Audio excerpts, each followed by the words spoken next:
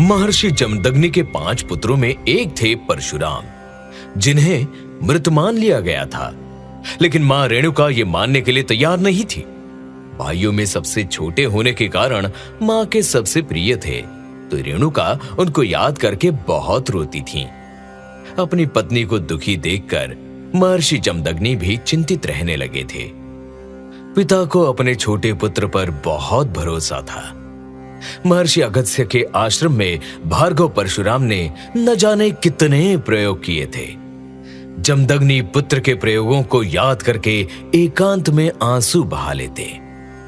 वैसे आश्रम में किसी चीज की कोई कमी नहीं थी, बस परशुराम नहीं थे। एक दिन महर्षि जमदग्नि ने रेणुका की आंखों में आंसू देखकर कहा, रेणुका, तुम्हारी आंखों में आंसू देखकर मन बहुत व्यथित होता है।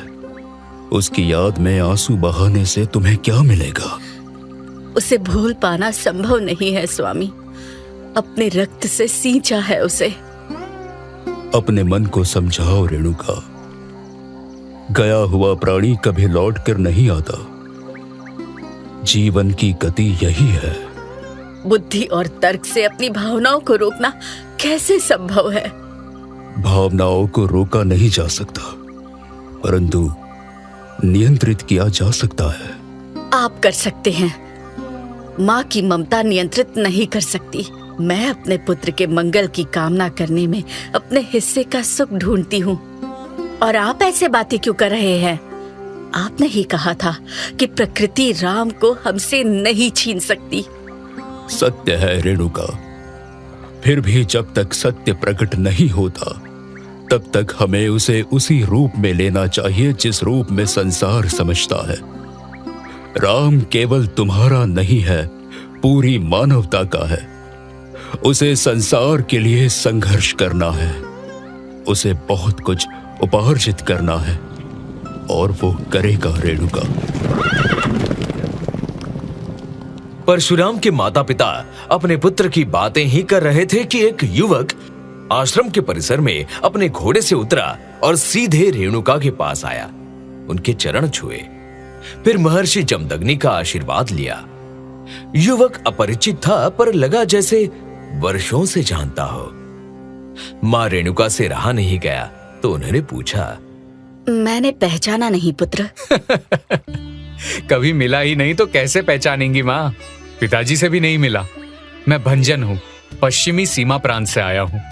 आपको ढूंढते हुए पूरी नर्मदा घाटी छान मारी, अमरकंटक, भैरव घाट, महिष्मती, सहस्त्रधारा और पता नहीं कहां कहां गया, किंतु आप मिल गए।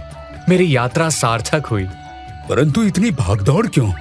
ये सूचना देने के लिए कि आपके पुत्र न केवल जीवित है, अपितु एक कन्या मित्र लो महर्षिणी के साथ है। ये सच है पुत्र? तुमने उसे देखा है? देखा ही नहीं, उनके साथ रहता हूँ और उन्होंने ही मुझे भेजा है। कोई संदेश भी दिया है? उन्होंने संदेश दिया है कि आप लोग जहाँ भी है सुख से रहे और अपने पुत्र को आशीर्वाद दे कि सरस्वती नदी के तट पर आश्रमों को उजाड़ने वालों का विनाश कर सके। ऐसा आशीर्वाद क्यों? क्या वो कार्तवीर्य के साथ युद्ध लड़ेगा? अभी कहाँ है वो? वे वन में रहते हुए लोगों को शस्त्र और शास्त्र की शिक्षा दे रहे हैं, किंतु ध्यान रहे उनकी सूचना किसी और के पास ना हो। किंतु वन में रहकर कार्तवीर्य जैसे महाशक्ति का सामना कैसे कर सकेगा?